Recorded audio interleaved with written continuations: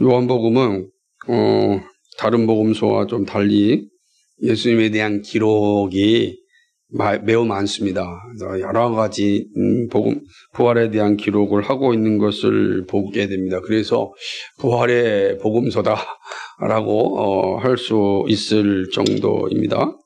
그만큼 부활의 상황과 내용이 풍부한 것을 볼 수 있습니다. 20장과 21장 두 장에 걸쳐서 부활에 대한 여러 사건들을 기록하고 있습니다. 우선 본문의 이 저자와 기록 연대를 좀 생각해 보며 본문의 저자는 요한입니다. 그러니까 요한복음의 요한이죠. 복음서에는 요한의 이름이 나오지는 않습니다. 그래서 오늘 우리가 읽은 요한복음 안에 요한의 이름이 나오지는 않습니다. 그런데 초대 교부들은 자연스럽게 요한이 요한복음의 저자라고 이렇게 인정하였습니다. 그렇게 본 것은 초대 교부였던 그냥 이레나이우스라고 하는 그런 교부가 있었습니다. 그는 이제 폴리갑이라고 하는 서문학 교회 감독의 제자였어요. 근데 이레나이우스는 130년경에서 200년경에 살던 사람입니다. 그의 스승인 폴리갑은 70년에서 160년경에 살았던 사람입니다. 그러니까 폴리갑의 제자가 이제 이레나이우스인데, 그런데 폴리갑은 누구냐? 바로 요한의 제자였습니다. 요한의 마지막 제자가 폴리갑이었습니다. 이때 이제 이레나이우스는 이 폴리갑의 권위에 근거해서 요한이 나이 들어 에베소에 머물면서 복음을 썼다라고 기록합니다. 그러니까 마지막 요한의 제자였던 폴리갑이 자기의 선생인 사도 요한이 에베소에서 요한 복음서를 썼다라고 증언하였고, 그 증언을, 그 권위를 의지하여서 이레나이우스는 이 복음서의 저자는 요한이라고 초대교회부터 인정하였던 것입니다. 현재 에베소에 가게 되면 요한 기념 교회가 다 허물어졌긴 하지만 거기에도 이제 이런 내용들이 이렇게 기록되어져 있는 것을 좀 보게 됩니다.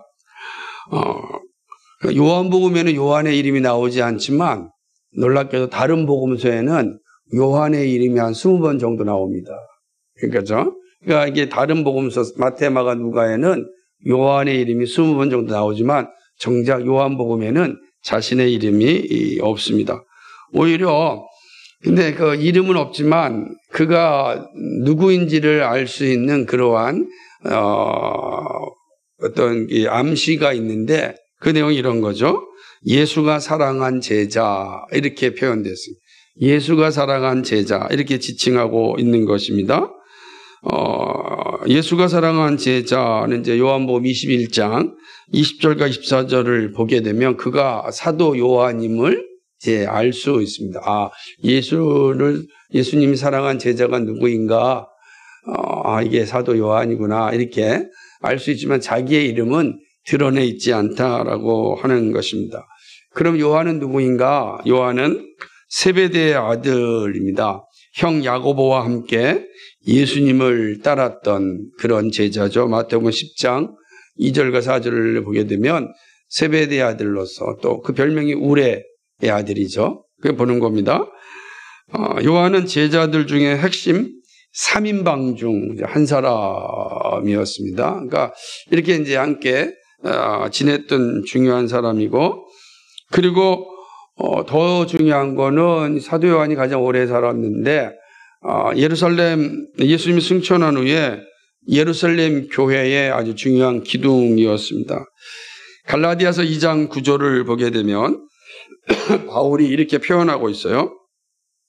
또 기둥같이 여기는 야고보와 게바와 요한도 내게 주신 은혜를 알므로 이렇게 기록하고 있는 거예요. 그러니까 예루살렘 교회 기둥 중에 야고보, 게바, 요한이라고 이름을 함으로써 초대교회에 아주 중요한 역할을 하였던 사람이 바로 요한이었다라는 걸 알 수 있습니다. 또 요한은 베드로와 함께 사역을 하였는데 사도행전 8장 14절을 보게 되면 예루살렘에 있는 사도들이 사마리아도 하나님의 말씀을 받았다 함을 듣고 베드로와 요한을 보내매, 그러니까 사마리아 지역에 성령의 역사가 일어났다라는 소식을 듣고서 그걸 확인하고자 예루살렘 교회의 두 기둥이었던 베드로와 요한을 사마리아 지역으로 보내는 겁니다. 물론 같은 이스라엘이지만 이게 보내는 모습을 보게 되는 것입니다. 그러고 난 뒤에 이제 이 에베소에 내려가서 이제 이 복음서를 썼습니다. 그러다가 로마 정부에 의하여서 반모섬에 유배를 당합니다. 에베소는 가깝거든요. 그래서 반모섬에서 유배를 당하다가 유배 시에 이제 요한계시록을 이제 쓰게 됩니다. 요한서신과 요한계시록을 쓰게 됩니다. 그래서 사도 요한은 요한복음, 요한 1, 2, 3서, 요한계시록을 저자라고 할 수가 있습니다. 그래서 요한복음은 언제 썼냐? 80에서 한 90년 사이에 썼다고 볼 수 있습니다. 그렇게 보는 이유는 요한계시록이 도미티우스 황제 때 그 95년경, 이제 우리가 살펴보고 배웠는데 95년경에 쓰여졌고 그 전에 이 에베소에서 이 요한복음이 쓰여졌다 이렇게 볼 수가 있는 것입니다. 그렇게 본다면 요한복음이 가장 늦게 쓰여졌죠. 우리가 마가와 마태는 한 50년경에 쓰여졌다. 50년대에. 그리고 누가복음은 한 60년경에 쓰여졌다 그랬잖아요. 근데 요한복음은 이제 90년대에 쓰여졌으니까 예수님이 이제 돌아가신 후 그리고 부활하신 후에 한 60년 정도 되겠죠. 60년 정도 후에 이제 이 복음서가 쓰여졌다라고 이제 할 수가 있는 것입니다. 근데 요한복음은 우리가 다시 한번 기억해 보면 마태는 유대인들을 위해서 쓰여졌다 그랬잖아요. 마가는 이방인들을 위해서 쓰여졌다 주로. 그리고 이제 누가는 헬라 사람들을 쓰여졌다고 보는데 요한은 그리스 세계, 그러니까 그리스의 영역에 있는 그때 당시 거의 다 전 세계였으니까 그리스 세계를 향하여서 쓰여진 그런 서신이었다. 이렇게 이제 보기도 하는 것입니다. 이 기록 목적은 아주 분명한 게 드러나 있습니다. 그러니까 다른 복음서와 달리 요한복음서는 이 복음서를 기록한 목적이 무엇인지를 요한이 분명하게 밝히는데 그게 요한복음 20장 31절입니다. 그래서 한번 찾아보시겠어요? 요한복음 20장 31절에 보면 읽어볼까요? 시작. 오직 이것을 기록함은 너희로 예수께서 하나님의 아들 그리스도이심을 믿게 하려 하며 또 너희로 믿고 그 이름을 힘입어 생명을 얻게 하려 함이라. 아멘. 그러니까 이것을 기록한 이유는 예수님께서 하나님의 아들 그리스도다라는 것을 믿게 하려 함이고 그 하나님의 아들 예수 그리스도를 믿는 자에게 구원이 있다, 생명이 있다라는 사실을 알려주기 위함이다. 이게 이제 이 서신서의 목적입니다. 그러니까 되게 중요하죠. 그러니까 예수님이 누구시라고요? 바로 하나님이시다라고 하는 하나님의 아들 그리스도라니까 예수님의 신성 그리고 예수님의 인성을 아주 선명하게 드러내는 일에 집중한 서신이 바로 복음서가 요한복음이다라고 하는 것이죠. 그러다 보니까 아주 신학적이고 변증적인 그런 모습들이 많이 담겨 있는 것이 요한복음이라고 할 수가 있습니다. 이러한 특징을 가진 요한복음은 예수님의 부활에 대하여 가장 많은 내용을 담고 있는 것입니다. 우리가 이제 몇 가지 이제 살펴보겠지만은 요한복음에서 기록하고 있는 부활에 대한 의미는 매우 이제 독특하면서도 또 분명하게 전해주고 있는 것을 보게 됩니다. 여러분 3일 동안 들었던 이 마태, 마가, 누가와 비교해 보면서 오늘 말씀을 한번 살펴보면 또 그 의미가 좀 더 남다를 거라 생각을 합니다. 첫째는요 이겁니다. 부활은 세상에 대한 하나님의 사랑이다라는 사실을 선명하게 나타나는 게 이 요한복음의 모습입니다. 요한복음에 있어서 부활의 이야기는 다른 복음서와 좀 다른 관점이 있습니다. 왜냐하면 공간복음서라 그래요. 공통된 관점에서 쓰여진 복음서다. 그래서 마태, 마가, 누가를 공간복음서라 그럽니다. 근데 이 공간복음서는 예수님의 십자가의 죽음과 부활을 사람의 시선에서 이제 기록을 합니다. 그래서 여러분 읽으면 사람의 시선에서 예수님의 십자가의 죽으심 그리고 부활을 이렇게 기록하고 있다고 한다면 요한복음에서의 이 부활의 이야기는 하나님의 관점에서 세상을 사랑하는 모습으로 쓰여져 있는 것을 보게 됩니다.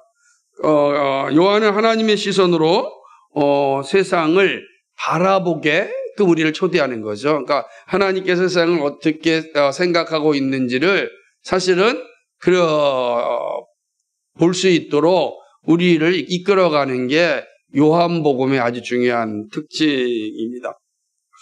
하나님께서 예수님을 십자가의 죽으심으로 허락하신 이유가 바로 이 세상을 사랑하셨기 때문입니다. 우리가 잘 알고 있는 요한복음 3장 16절 17절에서 이 부분을 명확하게 나타냈는데 한번 읽어볼까요?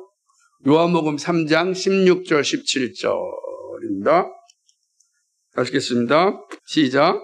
하나님이 세상을 이처럼 사랑하사 독생자를 주셨으니 이는 그를 믿는 자마다 멸망하지 않고 영생을 얻게 하려 하심이라. 하나님이 그 아들을 세상에 보내신 것은 세상을 심판하려 하심이 아니요 그로 말미암아 세상이 구원을 받게 하려 하심이라. 아멘. 그러니까 하나님께서 자기 아들 독생자 예수님을 보내신 이유가 뭐다고요? 세상을 사랑하고 세상을 구원하기 위함이다 라는 거예요. 그러니까 예수님의 이 땅에 오신 것은 하나님의 사랑, 그죠? 예수님의 십자가의 죽으심도 하나님의 사랑, 그러므로 예수님이 부활하심도 하나님의 사랑의 관점에서 사실은 기록하고 있다. 그래서 부활은 뭐냐? 세상을 향한 하나님의 사랑이다라고 하는 거죠. 십자가는 하나님의 사랑이고 부활은 사랑의 열매이고 재림은 사랑의 완성이라 이렇게 말할 수가 있습니다. 그래서 요한복음의 관점에서 보면은 하나님의 사랑이 분명하게 드러나 있는 것이 바로 요한의 이야기다라고 하는 거죠. 그래서 우리는 이제 부활은 우리를 향한 하나님의 사랑이구나라는 것을 이제 알 수가 있습니다. 두 번째는요, 부활의 사람은 믿음의 눈을 가져야 한다라는 사실을 강조하고 있습니다. 안식 후 첫날에 막달라 마리아가 예수님의 빈 무덤을 보고 제자들에게 알립니다. 무덤에서 예수님의 시신을 보지 못하였다고 말합니다. 그러자 11제자 중에 베드로와 또 다른 제자, 그 또 다른 제자가 누구일까요? 그러니까 요한복음을 보게 되면 이런 암시가 자주 있는데 요한이겠죠?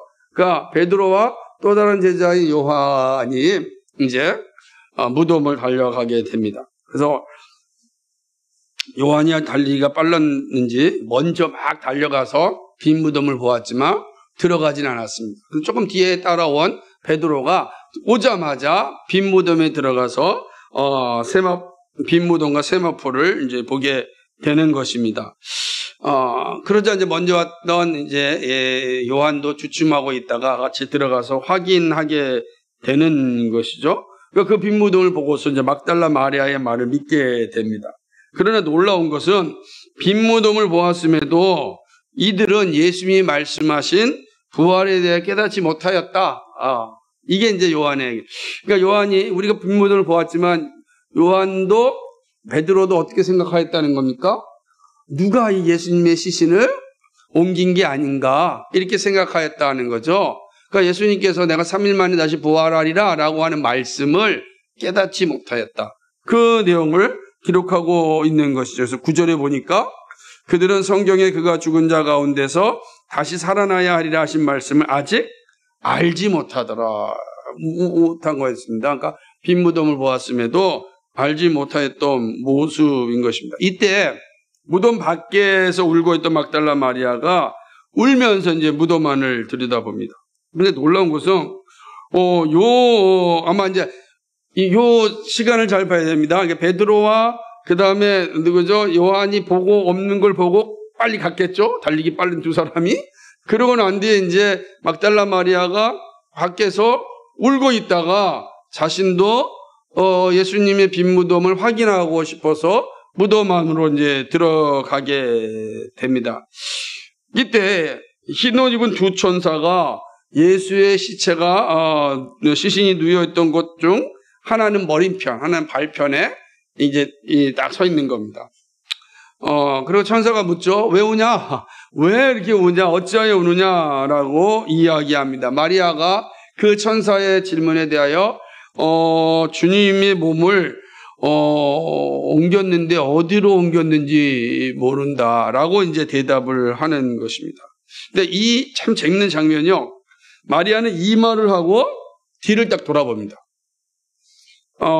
근데 오늘 성경에 보면은 뭐라고 기록되었냐면 14절에 보니까 이 말을 하고 뒤를 돌아보자 예수께서 서 계신 것을 보았으나 누가 계셨다고요? 예수님이 계신 거예요. 그런데 어떻게 되어 있죠? 예수인 줄 알지 못하더라. 예수님을 알지 못한 겁니다. 마치 엠마오로 가는 두 제자에게 나타난 예수님을 그 제자들이 알지 못하였던 것처럼 바로 뒤에 예수님이 계신데 그 예수님을 알지 못했던, 누구보다도 막달라 마리아는 예수님을 사랑했던 여인 아니겠습니까? 그러므로 너무나 예수님에 대해서 잘 알고 있었을 것입니다. 당연하죠. 그런데 예수님을 알지 못하였습니다. 예수님은 어찌하여 우느냐고 또 이야기합니다.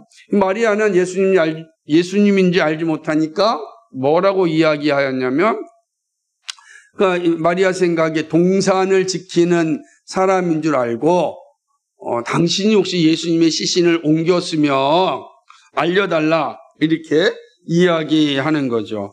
근데 이런 순간에 있자마자 예수님께서 마리아라 이름을 부른 겁니다. 이게 깜짝 놀란 거죠. 동산 지기가 자기 이름을 몰랐겠죠. 어떻게 알아요, 그죠?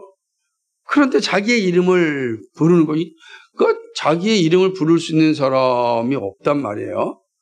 바로 이름을 부르는 그 순간 예수님의 음성을 듣자마자 이 마리아가 라보니 선생님이라고 이제 부르는 거, 예수님인 줄 알게 된 것입니다. 그리고 그래서 예수님께서 이 마리아에게 아주 독특한 표현을 하는데 10절에 보면은 나를 붙들지 말라 이렇게 이야기합니다. 아무래도 마리아가 예수님을 팍 이렇게 붙잡으려고 하였는지 모르겠습니다. 말씀하면서 내가 아직 아버지께로 올라가지 않았다, 아버지께로 올라간다라는 이야기를 사람들에게 가서 알리라라고 이야기하는 것입니다. 그리고 이제 이 이야기를 막달라 마리아가 이 제자들에게 알리는 것을 보게 됩니다. 근데 우리 이 장면에서 독특한 사건을 보게 되는 거죠. 도대체 막달라 마리아는 왜 예수님을 알아보지 못하였을까요? 어떤 이유가 있어서 이 막달라 마리아는 예수님을 알지 못하였을까? 엠마오로 가는 제자들도 알아보지 못하였는데 이 막달라 마리아 역시 예수님을 알아보지 못하였습니다. 정말 가까운 사람이었는데 그 이유가 무엇일까? 정말 예수님의 그 부활의 모습이 달라서 그런 걸까요? 부활체는 새로운 모습이니까 그랬을까요? 그렇게 보면은 이제 어려움이 많이 생기지 않습니까? 예수님 생선도 먹고 그러는데 결코 그러지 않습니다. 예수님은 이전의 모습 그대로 부활하셨습니다. 그렇다면 왜 막달라 마리아는 알아보지 못했는가? 알아보지 못한 것은 이 막달라 마리아와 또 제자들에게 있습니다. 이들이 가지고 있는 문제점이 하나가 있는데 그것은 바로 부활을 믿지 못하였기 때문입니다. 그러니까 부활을 믿지 못하였으니까 자기 앞에 있는 분을 예수님과 비슷한 사람이라고 생각할 수 있겠죠. 그래서 우리 다 비슷하잖아요. 그러니까 예수님과 비슷한 사람이라고 생각은 할 수 있을지 모르겠지만 그분이 예수님이다라고 생각하지 못한 것입니다. 예수님의 말씀을 확신하지 못하였기에 부활하신 주님을 보고도 알 수 없었습니다. 그러나 예수님이 자신의 이름을 부르는 순간에 그는 깨닫게, 예수님이구나. 같은 장소에서 예수님의 이름을 부르자 예수님을 알게 되는 것이죠. 동일한 주님을 알아보지 못한 것은 그의 내면이 어두워졌기 때문입니다. 우리는 이제 영안이 잠겨 있으면 알 수 없다라고 표현하듯이 정말로 믿음의 눈이 열려 있지 않으면 외적인 우리의 시각이 우리에게 확신을 주지 못합니다. 그러니까 우리의 시각이 대단한 것 같더라도 이게 우리의 믿음의 눈이 사실은 깨어 있지 않냐면 우리의 외적으로 보는 시각이 그거를 확신하게 하지 않는다는 거죠. 내가 아무리 두 눈을 뜨고 봐도 내가 뭐예요? 내 내면이 믿음이 없으면 여러분 우리 눈을 믿을 수가 없는 겁니다. 이 사실을 잘 보여주고 있는 것 아니겠습니까? 보이는 것이 전부가 아닌 거죠. 그러니까 믿음의 눈이 열려 있어야 주님을 만날 수 있습니다. 그러니까 계속 이야기를 해도 믿음의 눈이 열리지 않으면 지금 자기랑 이야기하고 있고 자기에게 가르침을 주고 있어도 예수님인지 모르는 거죠. 그러니까 참 이게 우리가 볼 때는 좀 이해가 안 간다라고 생각할 수 있는 장면인데 그걸 곰곰이 생각해 보면 우리의 시각을 믿을 만하지 못하다. 정말로 믿음의 눈이 열려있지 않으면 내가 앞에 있는 이분도 내 눈앞에 분명히 보였어도 예수님이 라고 알지 못한 그런 상황을 보게 되는 것입니다. 그런데 이것은 우리에게 매우 중요한 교훈을 줍니다. 그것은 뭐냐면 우리도 믿음의 눈이 닫혀 있으면 나에게 오신 주님을 믿지 못합니다. 알지 못하는 거죠. 동일하다는 거죠. 우리도 믿음의 눈이 열려 있어야 돼요. 그거는 늘 하나님의 말씀에 대한 그 확신을 가지고 그 말씀을 온전히 믿고 있을 때 우리 앞에 오신 예수님을 사실은 만날 수 있고 알 수가 있다라고 하는 사실입니다. 그래서 예수님께서 말씀하시기를 깨어 기도하라 그러는 거예요. 깨어 기도해라. 깨어 기도하라는 것입니다. 그러니까 이것이 오늘 이 막달라 마리아나 또 우리가 엠마오의 두 제자들의 모습에서 보는 거예요. 좀 믿음의 눈이 정말 중요하다. 그렇다고 한다면 부활의 사람은 어떤 사람이겠냐? 믿음의 사람이죠. 믿음의 사람이다라고 하는 거죠. 그러니까 부활의 사람들은 정말 믿음의 눈을 가지고 살아가는 사람. 왜냐하면 우리는 부활하신 예수님을 기대하고 있기 때문에 그 모습이다라고 하는 것입니다.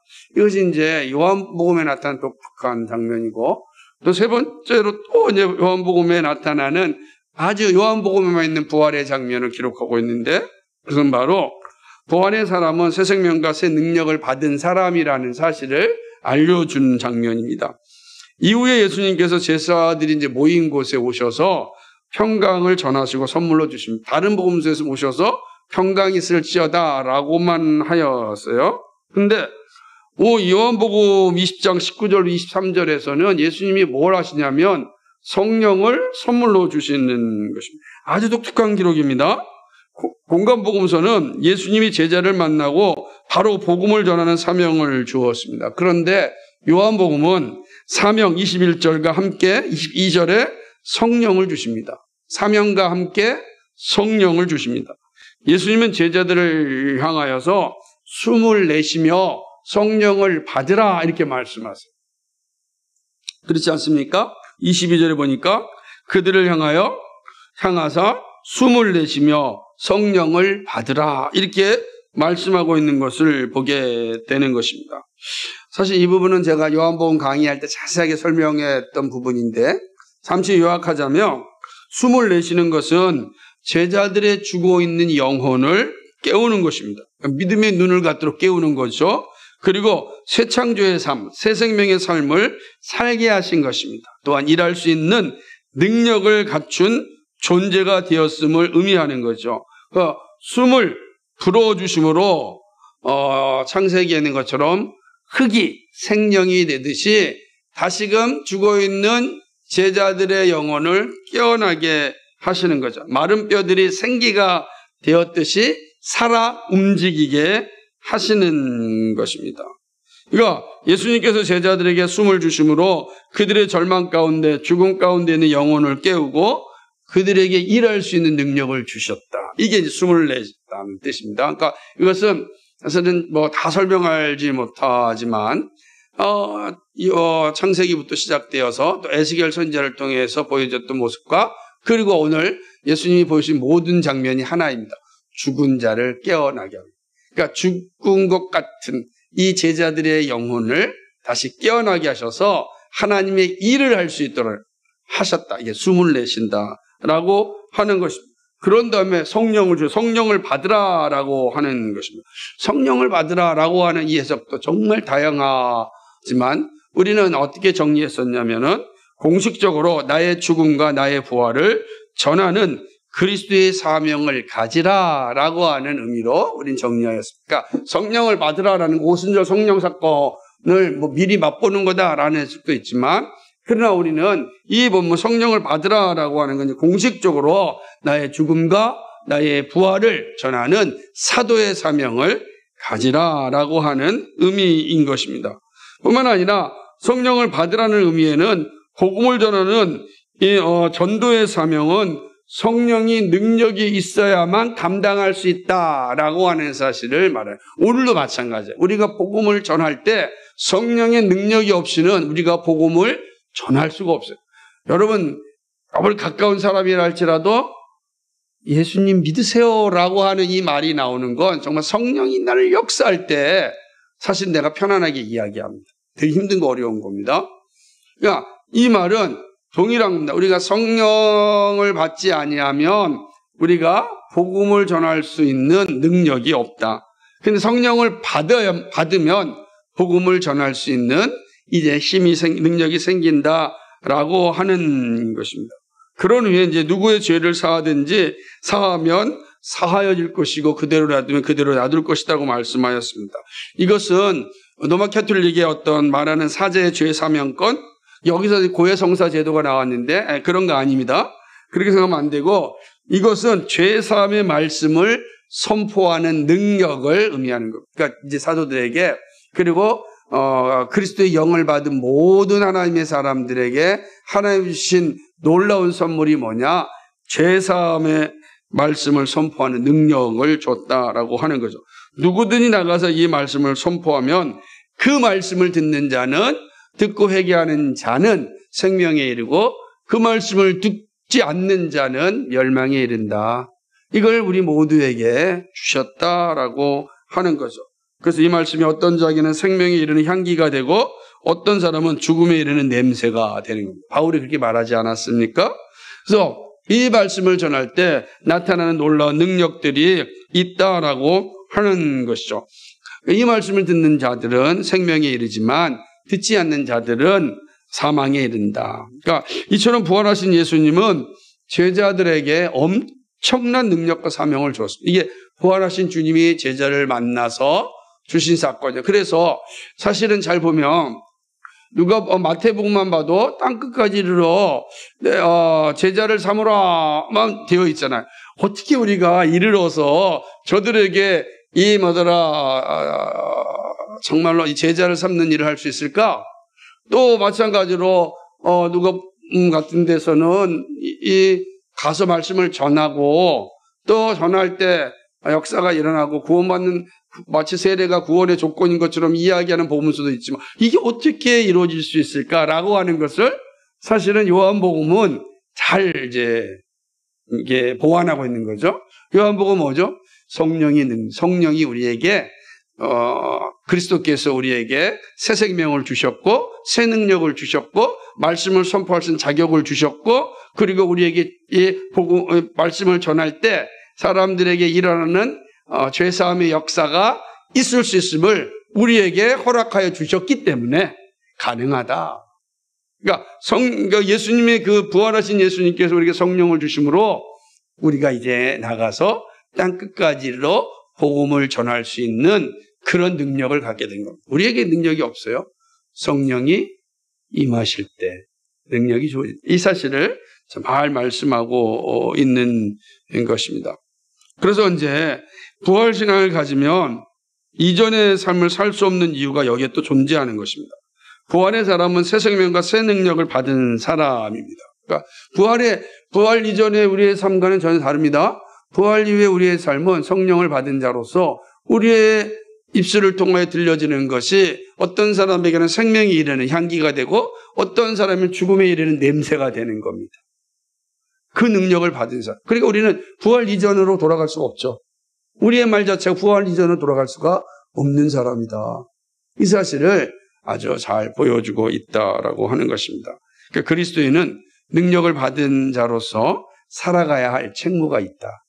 이것이 이제 사도 요한이 보여주는 부활의 장면입니다. 네 번째는요, 부활의 사람은 예수님은 나의 주 나의 하나님을 고백하며 살아가는 사람입니다. 이렇게 놀라운 주님의 선물이 주어지는 순간에 그곳에 한 제자가 없었습니다. 그러니까 참 이 장면을 보면은 우리가 많이 생각하게 되는데 도마라고 하는 사람이요. 도마의 기록도 요한복음에만 있는 독특한 장면입니다. 다른 복음서에서 우리 도마 얘기 못 들었잖아요, 그죠? 요한복음에서만 이 도마 얘기가 아주 독특하게 잘 기록되어져 있는데 다른 제자들이 예수님을 보았다고 했을 때 도마는 직접 눈으로 보고 손으로 만져본 후에 나 믿겠다 이렇게 이야기를 합니다. 그런데 그러니까 믿지 못하는 거죠. 불확실성에 잡혀 있었습니다. 그런데 8일이 지났습니다. 지난 후에 도마와 제자들이 다시 집에 모여 있을 때 예수님이 이제 오셨습니다.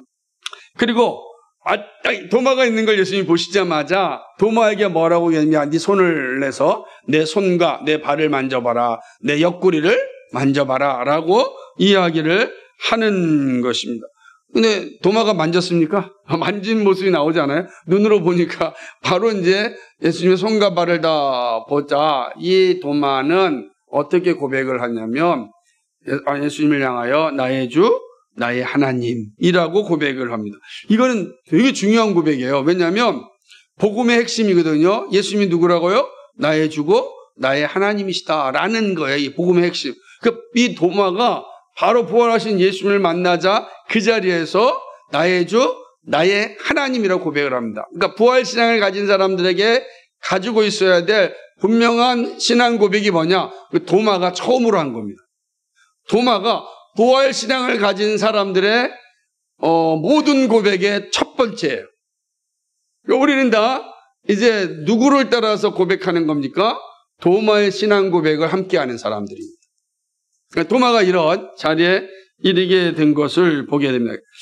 놀라운 고백인데 그러자 예수님이 뭐라고 보냐면 이런 고백을 보시고 말하기를 이 믿음을 향하여서 네가 본고로 믿느냐 보지 못하고 믿는 자들이 복되다 이렇게 말씀을 하는 걸 볼 수가 있습니다. 이게 이제 20장에 보게 되면 참 27절에 보면 같이 읽어볼까요? 시작.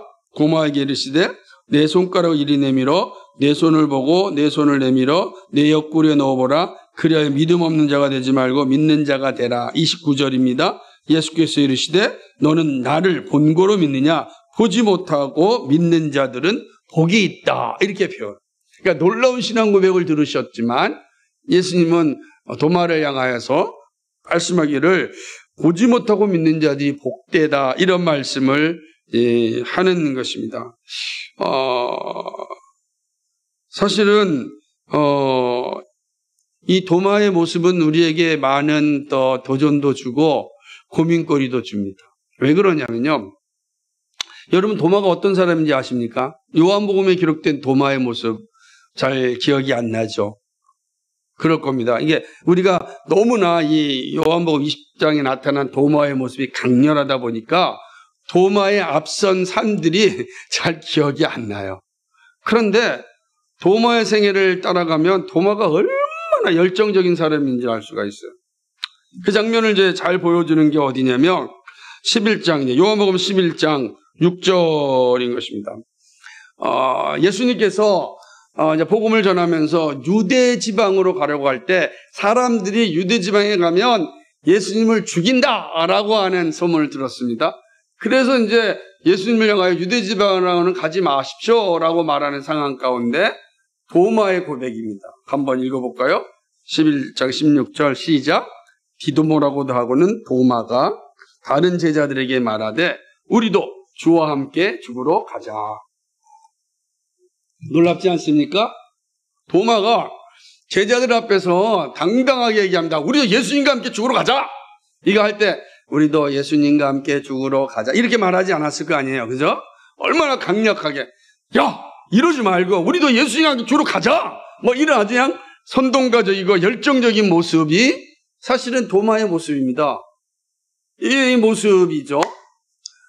근데 이 모습이 어떻게 변화되는 걸 볼 수 있냐면 두 번째 요한복음에 등장하는 곳은 요한복음 14장인데 이제 예수님께서 천국에 대한 이야기를 합니다. 내가 가면 너희를 위하여 천국에서 많은 집을 마련해 놓을 것이니까 걱정하지 말라. 두려워하지 말라라고 하는 그런 장면입니다.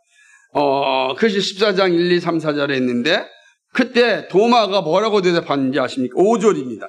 요한복음 14장 5절 한번 볼까요? 요한복음 14장 5절에 같이 읽겠습니다. 시작. 도마가 이르되 주여 주께서 어디로 가시는지 우리가 알지 못하거늘 그 길을 어찌 알겠사옵나이까. 11장보다 조금 분위기가 좀 다운된 것까지 느끼지 않아요? 죽으러 가자 했던 도마가 아니 어디로 간지 안다고요. 우리가 어떻게 알겠습니까? 라고 이야기를 하는 것이죠. 이 질문으로 인하여 주님은 도마의 질문에 의하여서 주님은 14장 6절에 그 유명한 하나님께로 갈 수 있는 길을 알려줍니다. 나는 길이요 진리요 생명이니 나로 말미암지 않고는 하나님께로 올 자가 없느니라 라고 하는 이 말씀을 도마의 질문에 대하여 주신 답이에요. 그러니까 이런 모습이 이제 도마의 모습에 기록되어져 있는 것입니다. 그리고 이제 세 번째 등장한 게 바로 요한복음 20장의 모습이라고 할 수 있습니다. 부활의 장면에 나타난 도마의 등장은 아주 의미 있는 사건이죠. 왜냐하면 마지막 장면에 나타난 도마의 모습에서 예수님이 지적하는 것처럼 믿음 없는 신앙인의 모습을 보이기도 하기 때문입니다. 그렇죠? 이 믿음 없는 신앙의 모습, 믿음 없는 자가 되지 말라라고 하는 거 보면 아니 이런 열정적인 도마가 점점점 이제 20장에 와서는 마치 믿음 없는 자와 같은 자리에 이르게 된 거죠. 그러니까 이 도마가 믿음이 없는 건 아닙니다. 다른 말로 믿음이 영적으로 침체된 상태라고 볼 수가 있을 겁니다. 그러니까 놀랍게도 이 믿음 없는 사람들의 특징 가운데 하나가 뭐냐면 함께 예배할 때 예배의 자리에 없는 거예요. 분명히 예수님께서 가서 기다리라 그랬는데 도마는 제자들과 기다리지 않았잖아요. 그래서 예수님 만나지 못한 겁니다. 또 뿐만 아니라 이 도마는 자신의 경험과 지식을 하나님의 말씀보다 우선한 겁니다. 분명히 내가 부활하리라는 말씀이 있음에도 불구하고 그건 내가 보아야겠다라고 이야기합니다. 믿음이 없는 자들, 그러니까 영적으로 침체된 자들, 믿음 없는 자들 다 비슷한 모습으로 나타납니다. 그리고 또 하나는 뭐냐면 설교를 하나님의 말씀을 가볍게 여기는 거죠. 제자들이 다 사도들 아닙니까? 사도들이 전한 말씀을 나 믿지 못하겠다라고 하잖아요. 그러니까 이게 믿음 없는 자의 모습이 사실은 도마에게서 잘 나타나고 있는 것입니다. 예수님께서 책망하시는 모습 가운데 하나가 바로 이러한 자리에 있었던 도마의 결과라고도 할 수가 있는 것이죠. 그러나 도마를 통하여 주시는 가르침 하나 더 생각해 볼 때 단순히 영적으로 침체된 도마의 모습뿐만 아니라 이 도마의 모습을 통하여서 우리가 하나 더 생각해 볼 수가 있는데 그것은 뭐냐면 도마가 부활에 대하여 의심의 태도를 취한 것은 그가 불신하였기 때문이 아니다라는 것이죠. 오히려 도마는 더욱더 확신을 갖고 싶어 했습니다. 그러나 주어진 환경이 도마로 하여금 영적인 침체를 겪게 하였습니다. 하지만 내면 속에 있는 침체된 믿음이 예수님을 만나자 회복되었습니다. 이 놀라운 거죠. 그리고 도마는 부활신앙이 무엇인지 가장 확실하게 고백하는 첫사람이 되었습니다. 진리를 알고자 하는 신자에게 하나님은 진리를 깨닫게 해주십니다. 그러한 깨달음을 가진 사람은 부활 이전의 삶으로 돌아갈 수가 없는 겁니다. 이제는 못 가요. 이제는 도마는 이제 부활 이전의 삶을 갈 수가 없는 거예요. 이제는 도마는 나의 주, 나의 하나님을 믿으며 살아가는 사람이 되는 것입니다. 그러므로 요한은 도마의 사건을 통하여 부활신앙을 가진 자의 고백이 무엇인지를 명확하게 좀 알려주고 있다라고 하는 것입니다. 이것이 도마의 사건은 두 가지죠. 도마가 영적인 침체가 있었지만 그러나 그 안에 남아있는 이 갈증이 결국은 부활하신 예수를 만나자 다시 회복되어지는 그런 모습을 우리에게 보여주는 거죠. 그래서 우리도 살다 보면은 영적으로 침체된 성도들이 있지 않습니까?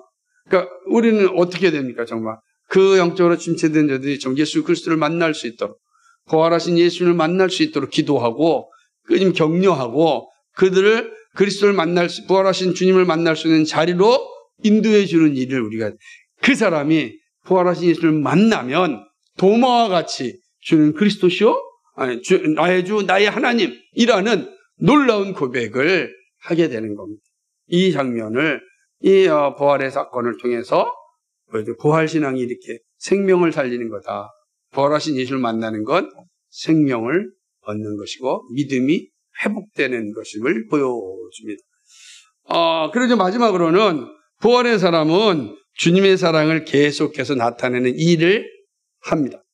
이 장면은 뭐냐면, 요한은 이 책의 기록 목적을 설명한 후에 본문에서 예수님께서 이제 제자들에게 세 번째로 나타나시는 모습을 보는데 이때는 8명의 제자들에게 나타납니다. 디베라 호숫가에 있는데요. 21장 1절에 보면은 디베라 호숫가에 나타났는데 그곳에는 베드로, 요한, 도마, 나다니엘, 세베대의 아들들과 다른 제자들 둘이 있었습니다. 이곳은 예루살렘에서 먼 곳이죠. 디베라는 갈릴리니까요. 변방에서 중심인 예루살렘으로 올라갔던 제자들이 다시 고향으로 돌아갔습니다. 시몬 베드로가 물고기를 잡으러 간다고 하자 모두가 함께 가겠다고 따라 나섰습니다. 그런데 밤이 맞도록 이 고기를 잡지 못하였습니다. 바로 이때 예수님께서 세 번째 제자들을 찾아옵니다. 그리고 베드로와 제자들을 만나고 잡은 생선과 함께 아침 식사를 하십니다. 아침 식사까지 합니다. 아마 제자들도 맛있게 먹었을 겁니다. 밤새 고생하였기 때문에 153마리의 생선 중에서 정말 맛있게 구워 먹었을 겁니다. 그러고 난데 아침을 먹고 난 뒤에 이제 베드로에게 이야기를 합니다. 그건 모든 제자들을 향한 고백이나 마찬가지인데 너는 나를 사랑하느냐? 이게 3번 묻습니다. 그러자 베드로가 3번이나 내가 주님을 사랑하는지 주님이 아시지 않습니까? 라고 대답을 합니다. 3번 예수님을 부인했던 베드로에게 3번 질문하심으로 다시금 완벽하게 회복시켜 주심을 보게 됩니다. 그러니까 베드로는 예수님을 부인하였던 그 자리에서 다시 예수님을 영접하고 예수님의 초대를 받고 예수님 품 안에서 회복합니다. 그러니까 하나님의 사람들은 하나님을 떠나서는 결코 삶의 문제를 회복할 수가 없어요. 오직 하나님 안에서만 회복할 수가 있는 겁니다. 이 베드로의 모습이 잘 보여주고 있는 것입니다. 주님을 사랑한다라고 하는 것을 이야기하자 예수님께서 베드로에게 뭐라고 뭐냐면 그럼 내 양을 치라 그래요. 주님의 양을 치라라고 이제 이야기. 치라는 게 뭐죠? 그들을 가르치고 인도하라라고 하는 것 아니겠습니까? 그것은 좀 더 포괄적 표현으로 쓴다면 내 양을 사랑하라라는 겁니다. 주님께서 맡겨준 양을 사랑하라라고 하는 것이죠. 되게 중요한 내용이 보게 되는 것이죠. 네가 나를 사랑하느냐 하면서 내 양을 먹이라라고 하는 이 장면이죠. 근데 잘 보세요. 사랑하느냐라고 해서 아십니다. 그러고 나니까 그럼 내 양을 먹이라 이렇게 말씀하시는 이 장면은 참된 신앙, 예수님을 사랑한다는 것이 무엇인지를 또 보여주는 장면이라고 할 수가 있습니다. 그것은 주님을 사랑하는 것은 단지 감정의 문제만이 아닙니다. 언어의 문제만도 아니고 주님을 사랑하는 것은 주님이 맡겨주신 일을 순종하는 일입니다. 그러니까 사랑은 행동이에요. 사랑은 행동이다. 사랑은 감정으로 끝나는 것이 아니라 행동이다라고 하는 거죠.